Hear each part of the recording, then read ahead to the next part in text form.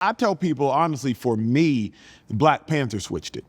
In So my for mind, you, Black Panther is what made it being African. Now remember, to me, at least in my experience, because you were born when Black Panther came out, I was born in 90. Okay. So I'm just turned 30, been 34 for a little bit. Okay. When Black Panther came out, that's when I felt like everybody was trying to find their 23andMe and their ancestry. And now Wakanda was dope. Yeah. Now, like, oh, I need to go back to Ghana. I need to go back to Nigeria. I need to go back to the motherland. Yeah. Beforehand, it still wasn't cool. Like, coming to America still is a mockery of Africa. It still is like the hyperbolic, you know, like perversions of Africa. And prior to Black Panther, everybody's TV or movie association with Africa wasn't dope. No, you know what I mean? It was still a mockery.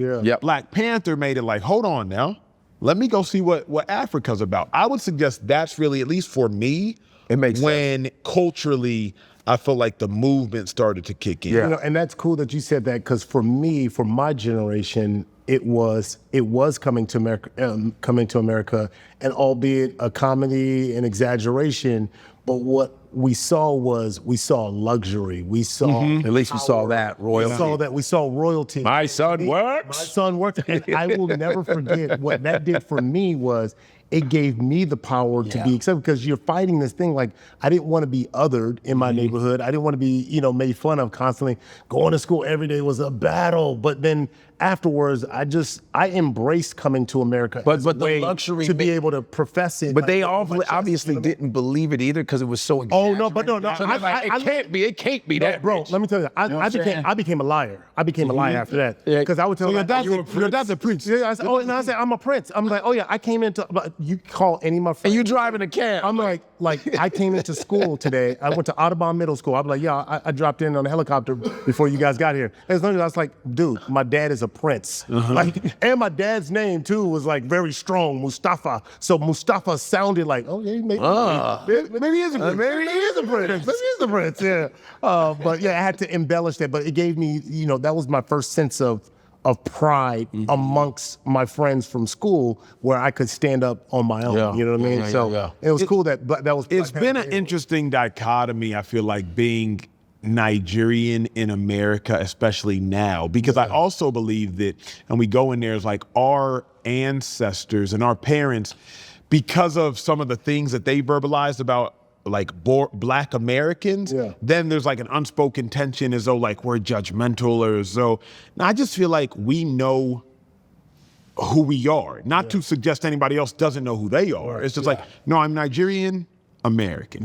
You know what I'm saying? I'm fully Nigerian. And I'm fully American. And you know what's crazy is that now, and I don't know if you get this a lot too, but I get this to where when I tell people I'm Nigerian American, nah, man, you Black. I'm like, you African. I was like, well, it's interesting, because because I was born here, man, you went to Crenshaw High School, man, you from Crenshaw. I'm like, well, hold on now, because if I was Indian, if I was Chinese, if I was Japanese, you respect it. You would honor it. And you would go, wait. Even if I was born in America and I'm Chinese, Japanese, you'll still say, "Here's the Chinese guy." There's the Korean guy.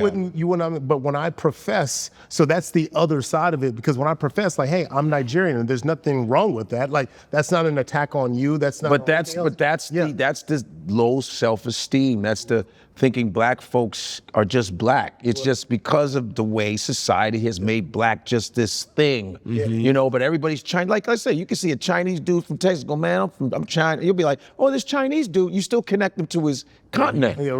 But you'll believe a white South African, which is no such thing as a white African, unless they're albino. But you won't believe me when I say I'm Nigerian American. But you believe this Dutch dude that just said he was South African. It's interesting. You went to an audition and it was like, you are not. That's how crazy it is. We're not valued, but the fact, like you said, the fact that it's cool now. Now we go, no, we are Nigerian. This is our shit that you talk about. You know what I mean? That's what I like. I like that though, and it's sticking. It's sticking. And I want to thank you guys, professional athletes, for it sticking, because I love seeing your names on the back of the jersey go off the sleeve. True that was a good catch by Gbajabiamila. What a play. You probably wouldn't remember this because you might have been a little too young, but Kareem Abdul-Jabbar. Okay. Do you remember what his name looked like on the back of his jersey? It had the dash. No, it had the arch. And my rookie year in the NFL, I went to our equipment guy and go, I had this genius idea. Like, here I am coming in as an undrafted free agent, gonna tell the equipment guy how to put my name. I'm like, I've always wanted this. Can you put it like around it, like kind of like a rainbow, around the number, like Kareem Abdul-Jabbar? They're like, no. Stretch from this shoulder pad under your arm. all the way to this side. You're like, yeah, that's my name right there. But I always wanted that arch. Somebody's gonna steal this now. Somebody hear this. You watch. You'll see somebody do the. Everybody gonna have the arches because you started it. Do you think your parents lived the American dream? Did they achieve the American dream? 1,000%. And you know what's fascinating, bro? Well, again, as of late, a lot of real conversations have been had with me. I didn't fully understand the concept of the American dream until I was in Nigeria last year. I'm in Nigeria last year, and I'm talking to my brother-in-law's brother. And we're just sitting out there. He's, drinking a bottle of Heineken, whatever he is. And I'm rapping with him. And I said, bro, talk to me about, like, this American dream that you speak of, right? And he said, understand, in America, what you achieved, you couldn't have achieved in Nigeria. I said, why you say that? He said, how'd you come to fame? Sports. He said, say you were elite in sports. Where would that go in Nigeria? Right. He said the federations, the athletic federations, he's like, why you think everybody goes and plays and you watch the World Cup and you see Chukwuemeka playing for France and Spain, you know what I'm saying? Like, you see Ajayi playing for Sweden. And I was like, wait, how'd that happen, right? If you were an elite athlete in Nigeria, what happens? How do you amount to anything? I watch so many of the American elite track athletes, they're Nigerian. You feel me? Then he said, okay, then how'd you come to fame? He said, your uncomfortable conversations. He said, you sat in a room and you created a show. And from that show, Oprah Winfrey calls you. And from Oprah Winfrey calls you, you write all these books, et cetera. He said, you do that in Nigeria, what happens? You sit in a room and you create a show. He's like, it doesn't go anywhere. He said, in Nigeria, there is no engine behind you. He said, but in America, truly, if you're talented, if you work hard, it will find you. And it really hit me because I was like, dang, like, you're right. If I was in Nigeria, man, I would have been a businessman, but like, ain't no league we going to. We're not. If we want to go to the league, we better switch countries. Not even switch sports. We better switch countries. You know what I'm saying? Like, if you want to make it as an entrepreneur, like, you better come to America. You know what I mean? If you want to make it as an entrepreneur, like, you better, there truly is an American dream where, like, if you are talented, hardworking, intelligent, and obviously you need some breaks. Obviously you need some breaks. Like, it'll find you. And I was like, dang, like, yeah, I was like, that's real. I remember your parents were given that opportunity. They were able to come here to do that, to make the most of it. Do you think, like, and I mean, this is a conversation with all of us, like, could Nigeria get that infrastructure? It's a country with a population of almost 240 million. Man. Like, some of the craziest resources that 40% are like 19 years old. Like, the youth is huge. The youth is massive. Massive. You talk about natural gas. You talk about oil. You talk about gold. I mean, you talk about all this stuff. The natural resources just in abundance. Do you think there could ever be a time where Nigeria does have that type of infrastructure to where it can go, you know what?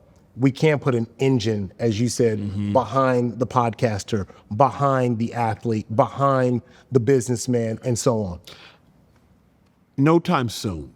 I think it could happen. I mean, we've seen a lot develop as of late, right? There didn't used to be fast food in Nigeria when I used to go back 20 years ago. Right. Now you got KFC. Now you got Pizza Hut. Now you got Debonair's, different places. Like, I remember when they opened up the mall in Nigeria, ShopRite. Like, I remember that. So seeing Uber, seeing a lot of Western world things come to Nigeria, I'm like, okay, it gives me hope. But as long as the government is so rigged, and as long as I don't know that the infrastructure would be there. Furthermore, now, okay, the burden is on us. It's on first gens, if you will, because why would we go fight this Nigerian fight when we could use that same energy in America and have exponentially more success? I think about it athletically, right? My friends who run track, one of my best friends, a track runner, and she could have run for Nigeria, but why would I go run for Nigeria when I'm not going to be able to get sponsorship, I'm not going to be able to get equipment, I'm not going to be able to have a training facility, I'm not going to be able to get my flights paid for? Why would I go do that when I could could run for America. I don't know if y'all saw, there was one track athlete in Nigeria this year at the Olympics. Because Nigeria didn't drug test her on time, she couldn't go to the Olympics because the federation failed her. Yeah. So now imagine you wait 4 years and your federation, because they don't go through the standards of the adequate drug testing, you can't compete. Yeah. So why would I give all my energy to Nigeria and all that when America would give me back more in return? So I think, to me, that's the dilemma. That's the dilemma, is like us escaping to find more success. Now what do we do once we found it? Do we go back, and how do we go back? My cousin Daneschmah, she's a filmmaker in Nigeria. She just did a nice little documentary on the Nigerian women's basketball team. She's trying to get funding for this. And I was looking, I said, damn, and I didn't realize. There's a Nigerian women's basketball team. And then she interviews the girls going, the government, they don't give us money. And I think they got funding from different people to help them out, just to get uniforms, to get simple ass shit. I even said it above before. I said, Pablo Escobar, one of the most notorious drug dealers in Colombia, funded his soccer team. He goes, I know I'm a drug dealer, but our soccer team's gonna be good. I'm gonna fix the infrastructure. And Nigerians, the government in Nigeria, I mean, I talked to a couple guys that are like engineers, software engineers. I say, and there's a lot of people doing well in Nigeria, which is crazy. I was going to some fly ass parties. Oh yeah. And I was like, and this dude, he's hilarious dude. He goes, I go, so how do you guys work under this government? He goes, we don't think about them. We work under them. We just do what we do. So there's like subcultures of people just doing their own shit. The government. It's like a rebellion. It's weird. It's like levels of different type of business. They're governing themselves. So yeah, it's wild shit, man. That's another 154 conversation in the books. We are bridging culture back to its roots. From Africa to the world, we're telling stories our way. So make sure you hit like, subscribe, and share your voice in the comments. This is 154.